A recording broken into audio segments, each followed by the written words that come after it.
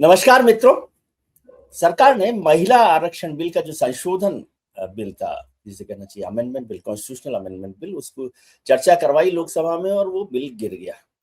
बहुत सारे लोग इस पर चर्चा कर रहे हैं कि इस बिल को गिरने से क्या सरकार का कोई नुकसान हुआ या फिर सरकार के कोई और राजनीतिक मंसूबे थे। जब चुनाव हो रहे हैं तमिलनाडु और पश्चिम बंगाल में, अभी चुनाव होने हैं, वोटिंग होनी है, उसके बीच में एक विशेष बैठक बुलाकर ये बिल की चर्चा कराई गई। 2 दिन लगातार चर्चा हुई, आज भी चर्चा होने वाली है।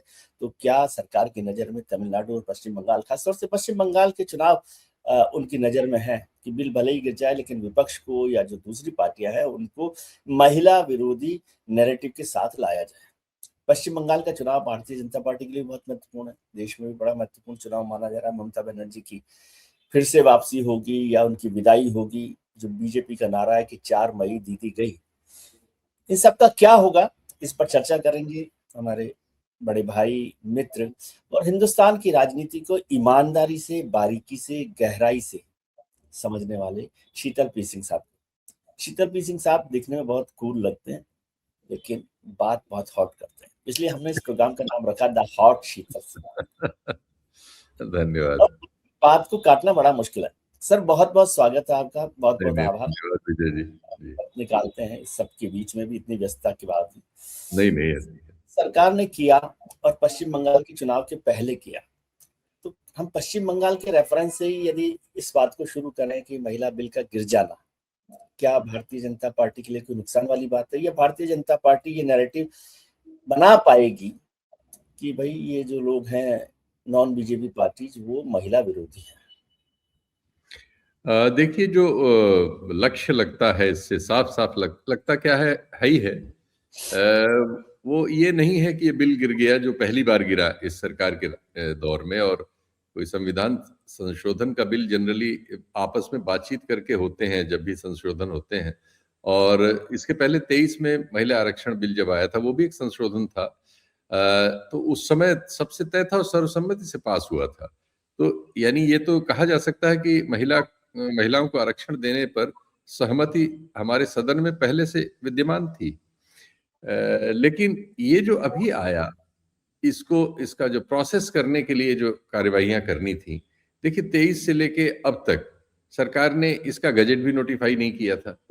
ये गजट भी कल रात को नोटिफाई हुआ है, यानी कल जो डिबेट हुई उससे पहले ही रात को ये रात में एकाएक डाला गया। तो ये तो लगता है कि इसका जो उद्देश्य है, जो दिख रहा है, उसकी जगह कुछ और है।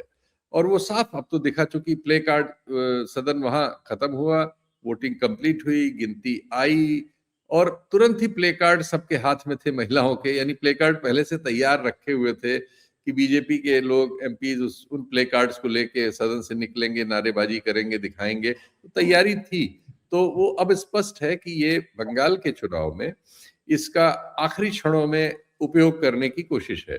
क्योंकि बंगाल के चुनाव को लेके आइडियोलॉजिकली भी और टेक्निकली भी और रणनीतिक दृष्टि से भी बीजेपी ने बहुत गंभीर लक्ष्य उसको लेके रखे हुए हैं।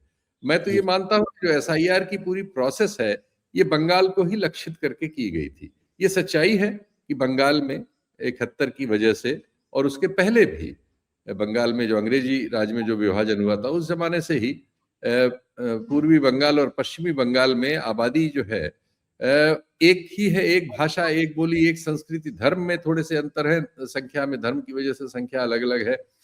और उनका सबका आना जाना बिल्कुल बहुत पोरस बॉर्डर रहा है। अभी भी बहुत बाड़ेबंदी के बावजूद ये स्वीकृत है राज्यसभा में, लोकसभा में कि एक बहुत बड़ा हिस्सा, जिसको हमारे गृह मंत्री जी कहते हैं कि नदी नाले पहाड़ टाइप है, उसमें नहीं हो सकता उस तरह से, इसलिए नहीं हो पाया। तो यानी ये स्वीकृत है कि एक बहुत बड़ा हिस्सा ऐसा है जिसमें आदमी आ जा सकते हैं इधर से उधर। आरोप ये भी रहते हैं कि जो हमारे बीएसएफ के लोग हैं वो वहाँ उनके अधिकारियों से मिलके वहाँ के लोग और कई तस्कर, पशुओं के तस्कर वगैरह एक बड़े पैमाने में यहाँ भारत से गाय वगैरह की तस्करी होती है। चूंकि हमारे यहाँ गाय को लेके सेंसिटिविटी है और बांग्लादेश में गाय भोजन है। तो ये एक पूरा व्यापार है जिसमें हमेशा कुछ न कुछ पकड़े धकड़े जाते हैं। हमारे उत्तर प्रदेश तक से बहुत सारे लोग गाय तस्कर के रूप में जाने जाते हैं।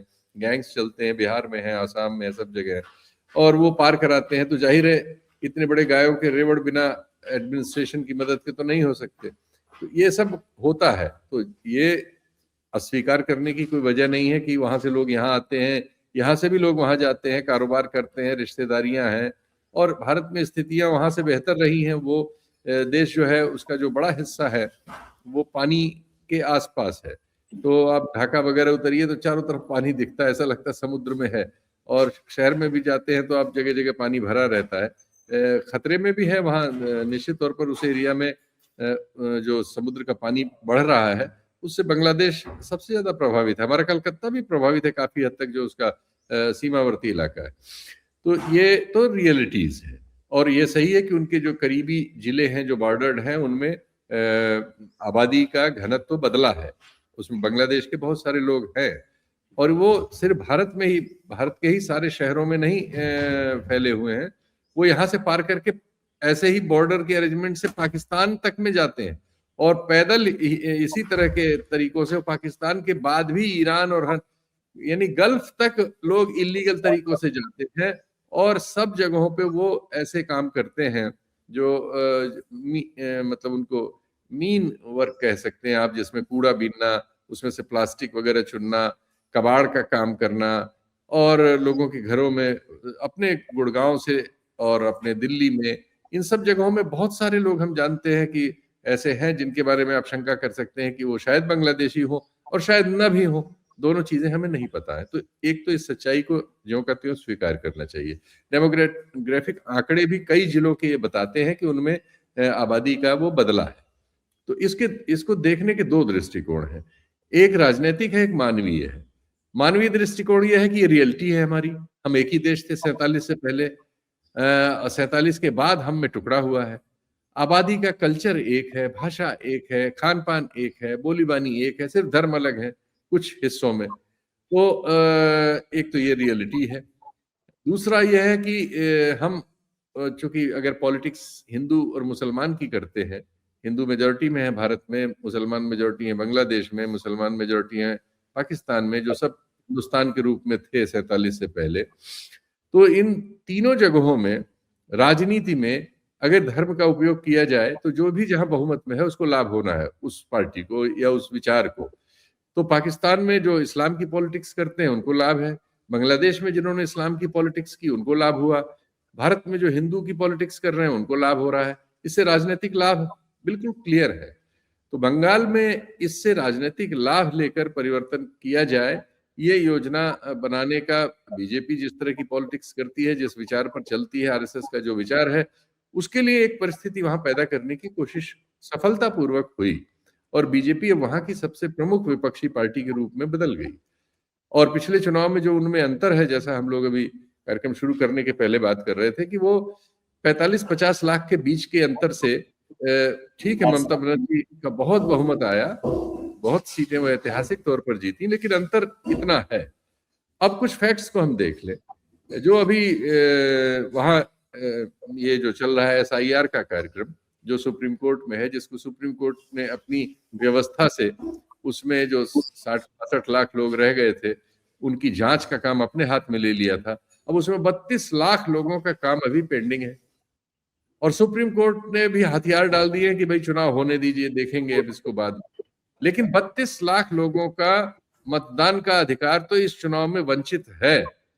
अब वो जेन्युइन है कि नहीं है ये तय ही नहीं हुआ है, तो इसलिए हम इसको बेनिफिट ऑफ डाउट ही देना पड़ेगा कि 32 लाख तो ये कम हुए। इसके बाद यदि इस महिला आरक्षण बिल से, जैसा बहुत बार कहा गया है, और चूंकि अब इसको सारे, जैसे हम देख रहे हैं प्ले कार्ड जब सदन में पहुंच गए तो बैनर और पोस्टर सब बंगाल में लग रहे होंगे या रात में लग गए होंगे, इसमें कोई शंका करने का कोई वजह, न करने की कोई वजह नहीं। और आज ये पूरा कैंपेन में वहां असर करेगा, इसमें भी पूरा विश्वास किया जा सकता है।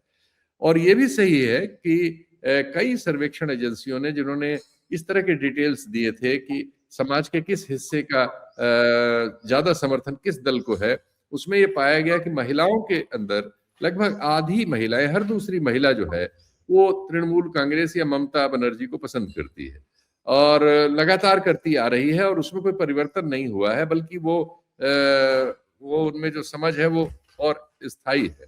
उनकी नीतियां हैं कुछ ऐसी जिसमें उनको कुछ पैसे मिलते हैं और अन्य चीजें भी हैं। और ममता बनर्जी खुद महिला भी है, प्लस उनके द्वारा लोकसभा वगैरह में, विधानसभा वगैरह में दूसरे दलों की तुलना में ज्यादा महिलाओं को प्रतिनिधित्व मिलता है। इस चुनाव में भी उनके यहाँ करीब 52 महिलाएं जो है लड़ रही हैं, जबकि बीजेपी से 40। तो ये जो स्थिति है, इससे उन पर उस तरह से महिला विरोधी चीजें चिपकाना मुश्किल था। लेकिन अब जब एक सदन का सर्टिफिकेट है कि एक वोटिंग हुई, वोटिंग में तृणमूल कांग्रेस ने भी भाग लिया, विपक्ष के साथ सबने मिलके एक तरफ का वोट दिया, और उस वोट से जो परिस्थिति पैदा हुई, इसको चुनाव में ये कहा जा सकता है, या कहने की कोशिश होगी पूरी जोर शोर से। और इससे अगर 2-3% मत जो है, अगर इससे 2-3% मत भी फर्क आता है, तो हो सकता है कि चुनाव में उसके नतीजों का फर्क आ जाए, या जैसे आरोप है, जैसा मुझे ये बात भी आज से 3 दिन पहले जब ये आयोजन की घोषणा हुई थी, उस समय पब्लिक इंडिया के कार्यक्रम में ऐसे ही बातचीत हो रही थी, तो मुझे भी उसमें से एक पार्टिसिपेंट बुलाया हुआ था। तो मैं बात कर रहा था, तो मुझे किसी ने व्हाट्सएप पे भेजा तुरंत कि सर ये इलेक्शन सिर्फ इसलिए है, यही लिख के भेजा, ये बंगाल के इलेक्शन के लिए है। वो जानते हैं कि ये सदन में पास नहीं होगा वो, लेकिन इसको लेके बंगाल में प्रचार करेंगे और इसको इनकैश करने की कोशिश करेंगे। तो मैंने उसको पढ़ दिया था उस कार्यक्रम में। ये सदन बैठने से पहले की बात है, जब सूचना आ गई थी कि। समझना चाहता हूँ सर आपसे कि आपने कहा कि महिलाओं को टिकट ज्यादा दिया ममता बनर्जी ने, महिला सांसद भी उनके काफी हैं, एमएलए भी काफी हैं और काफी मुखर तौर से, और ममता बनर्जी खुद एक महिला नेता के तौर पर ताकत रखती है हिंदुस्तान की राजनीति में। तो क्या ये नैरेटिव 3 दिन का, जब अब 23 को वोटिंग होनी है, ये नैरेटिव कि भाई महिला विरोधी ममता बनर्जी पर ये ठप्पा लगाना कामयाबी हो सकती है, बीजेपी के लिए मिल सकती है ये कामयाबी, या थोड़ा बहुत एक शिफ्ट के लिए किया जा सकता है? देखिए, मुझे बात करें हम लोग फेयर चुनाव में, तो मुझे नहीं लगता कि इससे वो लाभ उठा पाएंगे। लेकिन कोई अगर फाउल स्कीम है जिसकी बहुत सारी शंकाएं समाज में हैं, मैं प्राइवी नहीं हूं और मैं कॉन्फिडेंटली इसको नहीं कहता कभी भी कि ईवीएम के जरिए बेईमानी होती है, लेकिन इस तरह की धारणा बहुत है। कई केसेस ऑलरेडी कोर्ट्स में है। अभी एक महाराष्ट्र की कोर्ट में ये मैटर आया और बेल के अधिकारी बुलाए गए, जो हमारी संस्था जो ईवीएम बनाती है, सरकारी संस्था है, सेना की है वो। तो उससे जब बात हुई, तो वो अभी डिबेट चल रही है उसमें, तो उसमें वो स्टेज वहीं रुक गई है कि जो उसमें चिप लगती है और जो उनका जो चिप के अंदर जो सूचना भरी जाती है, वो सब जो प्रणाली है उस पर कोई जांच संभव नहीं है कोर्ट, और उसमें उस पर विश्वास करना होता है।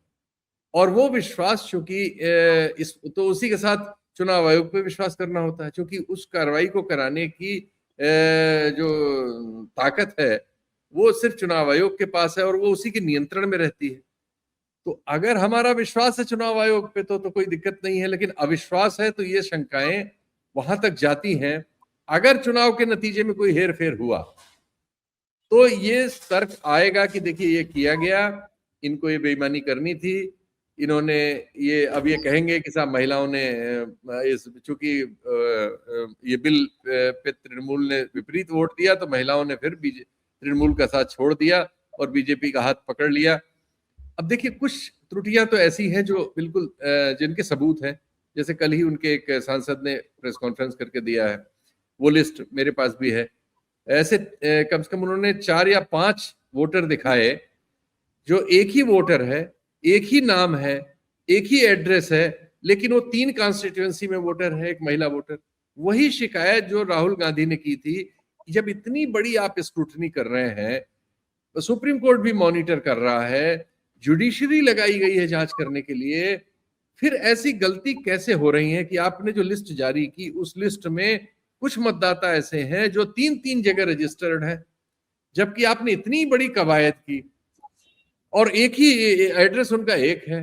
कैसे वो एक साथ लगी हुई 3 विधानसभाओं में वोटर हो सकते हैं? लेकिन वो वोट तो ये नहीं डाल सकते 3 विधानसभाओं में एक साथ। नहीं, अगर अगर लगा हुआ है एक जगह 8 बजे सुबह डाल दिया, दूसरी जगह 12 बजे डाल दिया, क्यों नहीं डाल सकते? अगर उनका मत है और उनका मत लिस्ट में है, उनका आई कार्ड है, सिर्फ ये शाही तो पोंछना है, तो ये तो पोंछी जा सकती है, जी। तो लेकिन सर डाल एक चीज सकते। आपने कहा कि मतलब एसआईआर ये शंकाएं हैं, इनके कुछ कुछ तथ्य हैं, पूरे तथ्य नहीं है। इस तरह की भी चीजें हैं, मैं इसलिए इसको प्रस्तुत कर दे रहा हूं आपके कार्यक्रम। हम ये समझना चाहते हैं, आपने एसआईआर का जिक्र किया कि एसआईआर से कुछ हो सकता है या ईवीएम से भी हो सकता है और नतीजे बदल सकते हैं और इसमें महिला आरक्षण बिल का सहायता।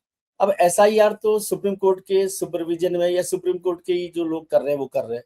अब आप बताइए कि क्या रास्ता सरकार अपनाए कि भाई अब सुप्रीम कोर्ट देख रहा है, पहले इलेक्शन कमीशन पर अविश्वास था, इलेक्शन ऑफिसर्स पर अविश्वास था, अब वो सुप्रीम कोर्ट के जुडिशियल ऑफिसर्स जो है उसको कर रहे हैं।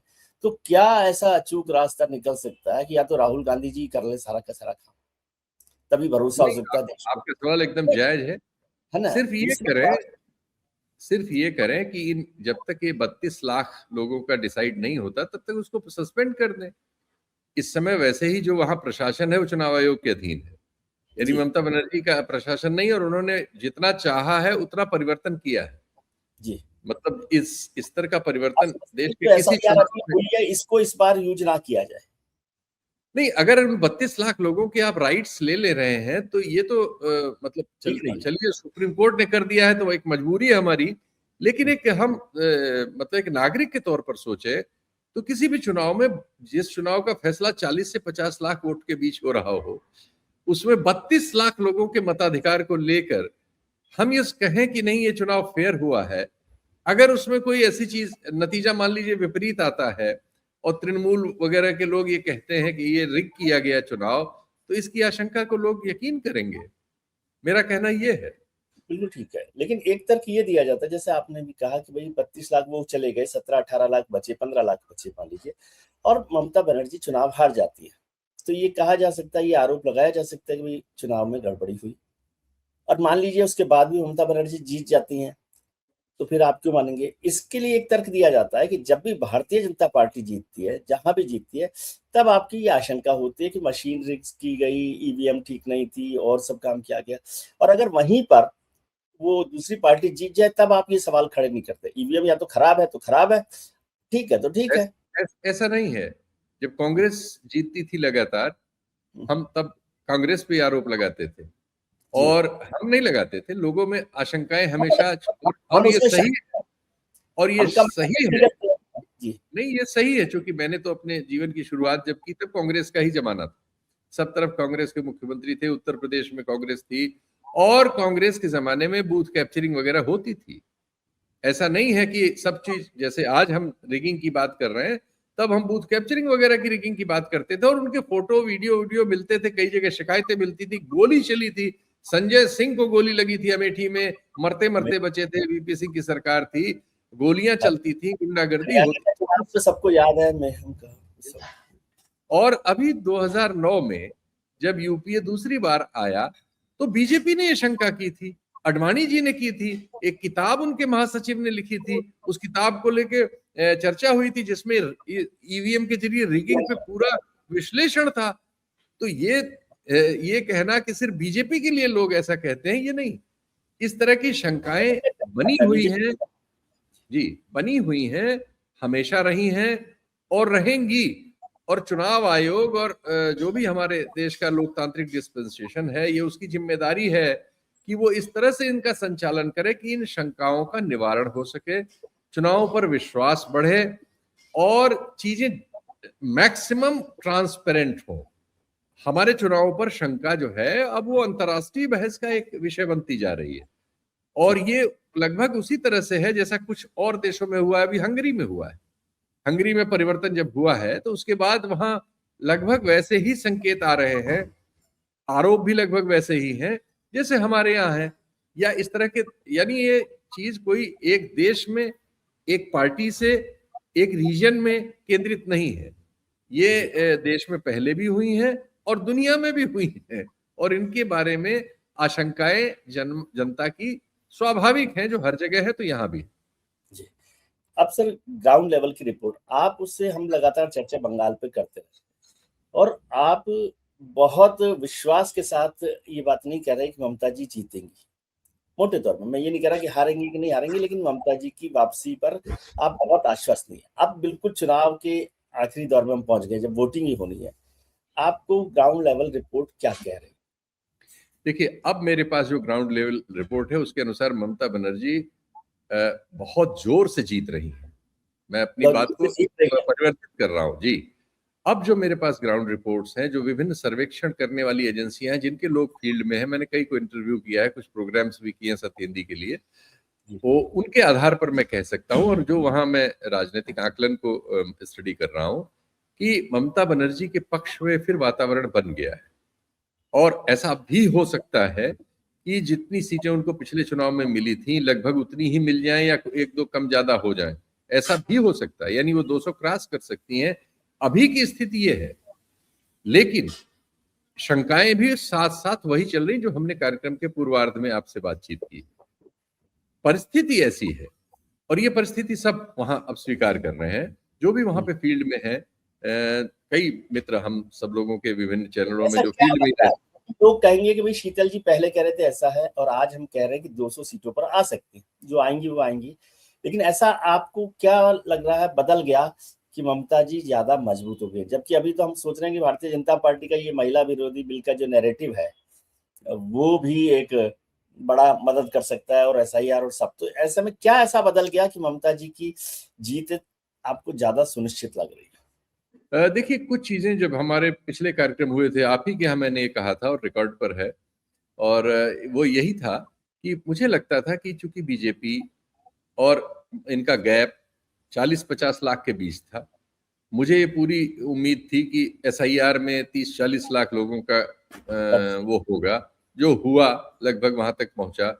और मुझे ये शंकाएं हैं कि जो सामर्थ्य है बीजेपी के पास, जिस तरह से केंद्रीय बल वगैरह वहां लगाए गए हैं, जिस तरह से चुनाव आयोग ने असाधारण रूप से वहां की नौकरशाही में परिवर्तन किया है, जिस तरह से चुनाव आयोग उत्तेजित है। जब उत्तर प्रदेश के एक अधिकारी का मामला मैंने कवर किया है, जो वहाँ एक 25 साल की सर्विस के एक सीनियर अधिकारी जो 9-10 चुनावों में भाग ले चुके हैं, पिछड़ी जाति से लेकिन आते हैं, यादव हैं वो, और वो वहाँ थे और एक मीटिंग में उनके साथ दुर्व्यवहार की बात आई और फिर उनको शंट कर दिया गया उत्तर प्रदेश वापस। और उस सबको तुरंत सबसे खराब ये हुआ कि उसके बारे में सोर्सेस की ओर से वो रिलीज एएनआई पे चला तुरंत। वो वहां क्रिया हो रही थी, जैसे कल हुआ कि सदन में वोट पड़ रहे थे और प्ले कार्ड भी साथ साथ बंट रहे थे, वैसे ही हुआ कि उन्हें स्क्रीन पे डांटा गया, जैसे दूसरे 700-800 ऑब्जर्वर देख रहे थे। और आधे एक घंटे बाद वो खबर एजेंसी के जरिए, सूत्रों के जरिए थी कि कैसे डांटा गया, क्या किया गया। चुनाव आयोग की ओर से वो खबर लिखी गई थी और सब जगह थी। और उस बेचारे अफसर को नौकरी भी कर रहा है, अभी वो नौकरी में है, तो उसके लिए सुविधा नहीं थी कि वो अपनी सफाई भी दे। तो वो, लेकिन उत्तर प्रदेश कैडर का है तो बात खुलते खुलते हम सब लोगों तक जो हुआ वो सब पहुंचा। हुआ ये था वहां कि उसके अधीन कई डीएम होते हैं, एक ऑब्जर्वर तो स्वयं नहीं करता ना, डिफरेंट डीएम्स होते हैं, बहुत सारे डीएम्स नए नए भेजे गए हैं जिनको कोई चुनाव का अनुभव नहीं है। ऐसे ही एक डीएम के यहाँ एक मसला आया कि दोनों पार्टियों के लोग नॉमिनेशन एक ही दिन करने आ रहे थे। एक पार्टी ने परमिशन ली थी, तृणमूल कांग्रेस ने, बीजेपी ने परमिशन नहीं ली थी। तो बीजेपी भी जुलूस लेके आ गई, वो भी आ गई, तो वहां मतलब चीजें खराब हो सकती। टेंशन हुआ। ऑब्जर्वर और डीएम में इस बारे में बातचीत हुई। डीएम एकदम नया था, पहली बार की पोस्टिंग थी, वो उसके हाथ पैर फूल रहे थे सिचुएशन को। तो यहाँ से ये हुआ कि तुमने बीजेपी वाली परमिशन के लिए उनको क्यों नहीं कहा, एक को दिया एक को नहीं दिया, तो ये बवाल बढ़ेगा, हमारे लोगों के लिए जवाबदेही मुश्किल होगी। यहां से बात बिगड़ी है। ये बात रिपोर्ट हुई ऊपर, और संभवतः मुख्य चुनाव आयुक्त ने वो गांठ रख रखी थी और उन्होंने आते ही पहले उनको निशाने पे लिया। उन्होंने सिर्फ इतना कहा कि वो जो आप सूचना पूछ रहे हैं मेरे पास नीचे है, मैं आप कहें तो मैं उसको ला के पढ़ दूं आपके सामने। तो कहा, अच्छा तुम ऑब्जर्वर हो, तुमको पता ही नहीं? ऐसी ये कोई साधारण चीज। और इसके बाद कहा, pack your bag go back. 800 लोगों के सामने, जो सब उससे जूनियर थे, उसने बताया कि उससे सीनियर कोई, मतलब मुझे नहीं बताया, किसी अफसर से जो उनके सर्किल के उनसे बात में कहा कि सब उनसे जूनियर थे, वो बड़ा शर्मिंदा महसूस कर रहे थे बहुत सारे तो 2-3 साल की नौकरी के थे, वो 25 साल नौकरी कर चुके हैं, प्रिंसिपल सेक्रेटरी हैं उत्तर प्रदेश में, और वो उनको इस तरह से डांट रहे थे वो, और 800 लोग सुन रहे थे, वो सब स्क्रीन पे होते हैं।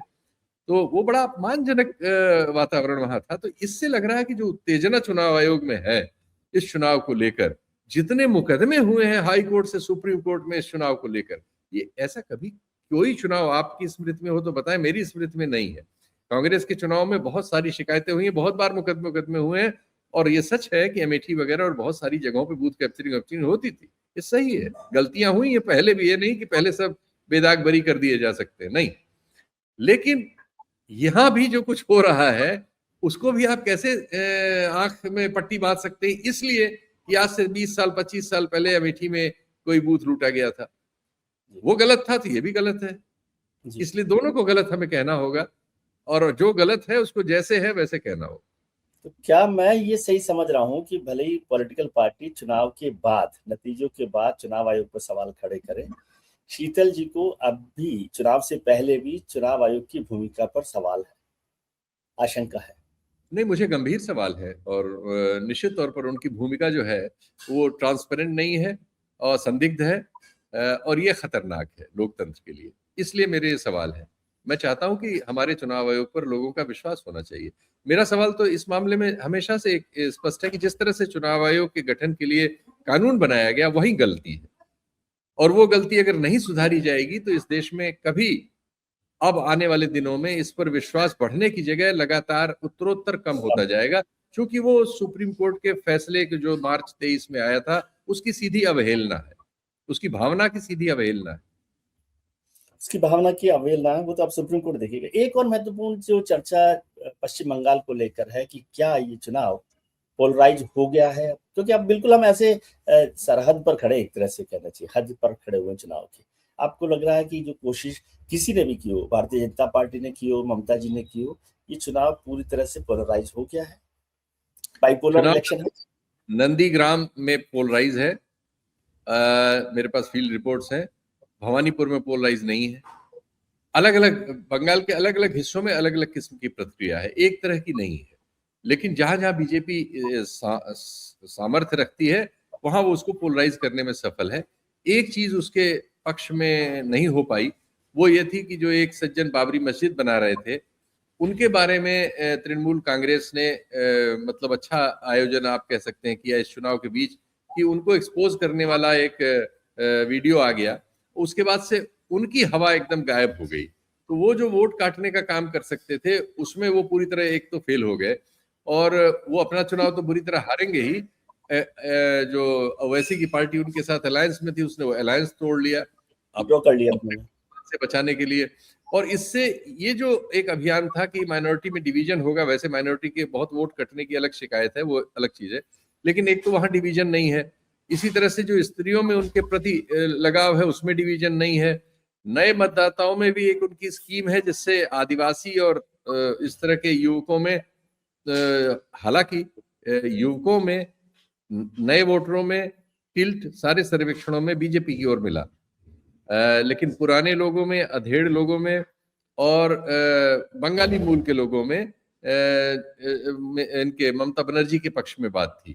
लेकिन पुरुषों में अभी भी बीजेपी के पक्ष में ज्यादा लोग हैं, ऐसा विभिन्न उन सर्वेक्षणों में ही आया है, और तुलनात्मक रूप में बीजेपी के पक्ष में ज्यादा लोग हैं।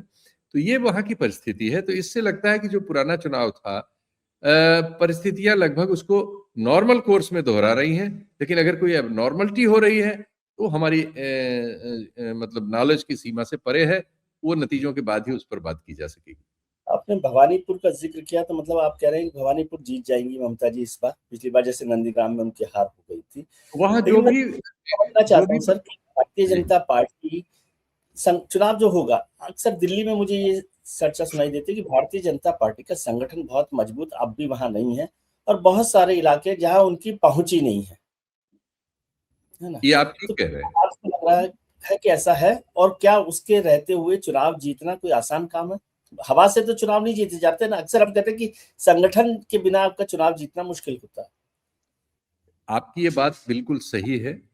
फील्ड पे जो भी रिपोर्टर है उसने यही बताया है कि इस सब के बावजूद, बड़े हल्ले गुल्ले के बावजूद, एक बहुत हेवी कैंपेन के बावजूद, चुनाव आयोग की प्रत्यक्ष उनके हिसाब से मदद के बावजूद, कोर्ट्स की मदद के बावजूद, गवर्नर रातों रात बदलने के बावजूद और बेतहाशा धन खर्च करने के बावजूद, स्थितियां सांगठनिक रूप से तृणमूल कांग्रेस की जो सांगठनिक ताकत है उसके बरक्स बीजेपी की सांगठनिक, आरएसएस की सांगठनिक ताकत उतनी नहीं है। ये स्वीकृत तथ्य है और ये भवानीपुर में भी है, अन्य जगहों में भी है। लेकिन बीजेपी ऐसी परिस्थितियों में उलटफेर करने का रिकॉर्ड रखती है, हमें उसको भी ध्यान में रखना होगा और उसकी बहुत सारी सामर्थ्य ऐसी हैं जो असाधारण किस्म की हैं और जिसके लिए वो कोई शर्मिंदा भी नहीं होती। जैसे पिछले 1 महीने में 7 या 8 कार्रवाइयां ईडी ने बंगाल में की हैं, सब की सब तृणमूल कांग्रेस पर की, सब की सब, और इसमें कोई शर्म नहीं है उनको, जबकि सुप्रीम कोर्ट तक में बहस आ चुकी है कि 95% आपके केसेस सिर्फ विपक्षी दलों पर क्यों है। जो राजनीतिक केसेस आप करते हैं वो 95% आपके ईडी के केसेस सिर्फ विपक्षी दलों पर क्यों। और जो आदमी उधर पहले उधर रहता है और भ्रष्टाचारी होता है, आपके केस में होता है, वो जैसे ही बीजेपी ज्वाइन करता है वो सब चीज ठंडी हो जाती है। ये ओपन आरोप है और इसके तथ्य हैं। एक व्यक्ति, एक शाह साहब हैं, व्यापारी हैं, जिन्होंने ममता बनर्जी के नॉमिनेशन में जो साथ में 10-12 लोगों का वो लगता है वो उन्होंने किया, अगले दिन उनके यहाँ इनकम टैक्स का छापा पड़ा हुआ है, 2 दिन से उनकी जांच चल रही है। लगभग उसी तरह से है जैसे राघव चड्ढा की जगह जब वो लवली यूनिवर्सिटी वाले को बना दिया केजरीवाल ने, तो अगले दिन उसके यहाँ भी छापे पड़ गए, 2 दिन से छापे पड़ रहे हैं।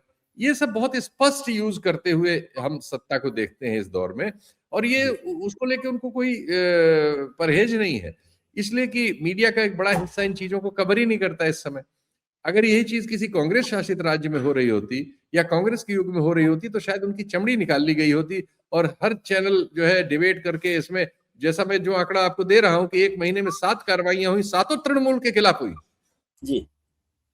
इन चीजों के तो उत्तर मिलने चाहिए भाई।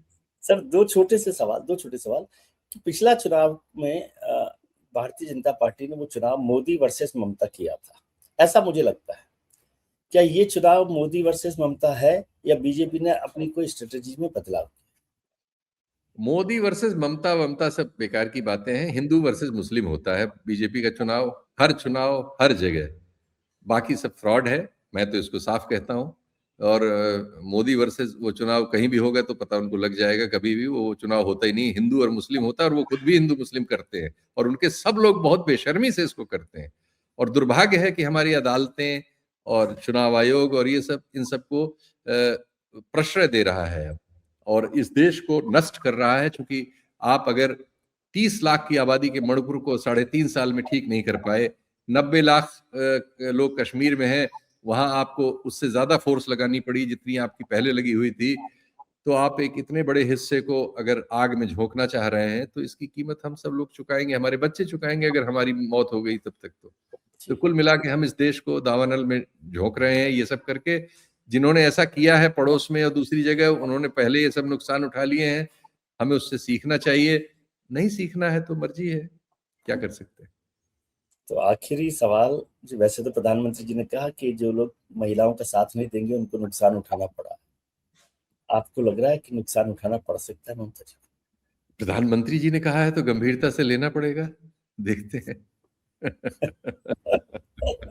चलिए सर, बहुत बहुत शुक्रिया इस साफ गोई के बात करने के लिए। और हमारे सारे मित्र तो वैसे शीतल जी को जानते ही हैं, लेकिन सत्य हिंदी पर भी शीतल जी को भी, और सत्य हिंदी में हमारे बहुत सारे मित्र हैं जो बहुत साफ गोई के साथ बात करते हैं, उसको भी जरूर देखिए। नहीं, विजय त्रिवेदी भी उन्हीं में से एक है। शीतल जी को जहां देखें, विजय त्रिवेदी भी उन्हीं में से एक है और ये हम लोग का सौभाग्य है कि हम लोग के मित्र हैं। Thank you very much sir. अच्छा।